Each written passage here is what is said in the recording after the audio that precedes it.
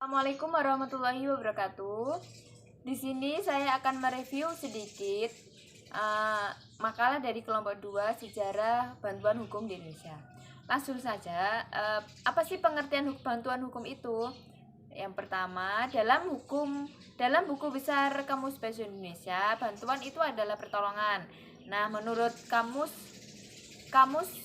hukum, bantuan hukum adalah bantuan yang diberikan seorang ahli atau penasihat kepada seorang terdakwa di pengadilan. Bantuan hukum adalah jasa atau profesi hukum untuk membantu setiap individu untuk memperoleh keadilan, memperoleh hak asasi dan martabatnya sesuai dengan prinsip semua orang yang memiliki hak dan martabatnya. Kemudian sejarah bantuan hukum di Indonesia. Bantuan hukum di Indonesia dimulai dari zaman ke zaman telah mengalami perubahan, mulai dari zaman penjajahan, zaman kemerdekaan, hingga zaman reformasi.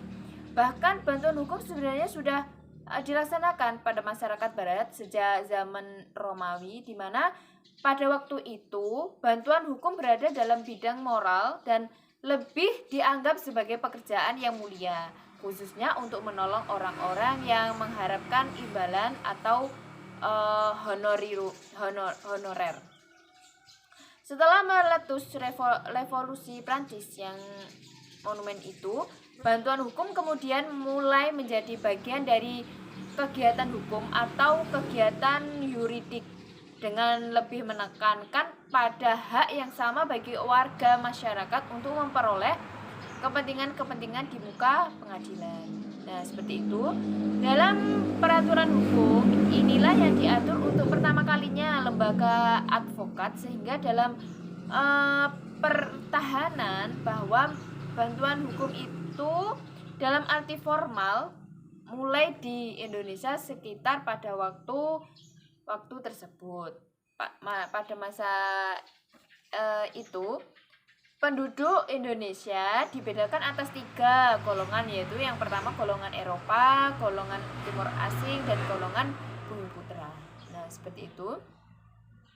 Kemudian subjek dari unsur bantuan hukum itu sendiri yaitu bantuan hukum di dalam negara hukum merupakan sebagian sarana menegakkan hukum itu sendiri, terutama untuk memperoleh kebenaran dan keadilan. Nah, seperti itu.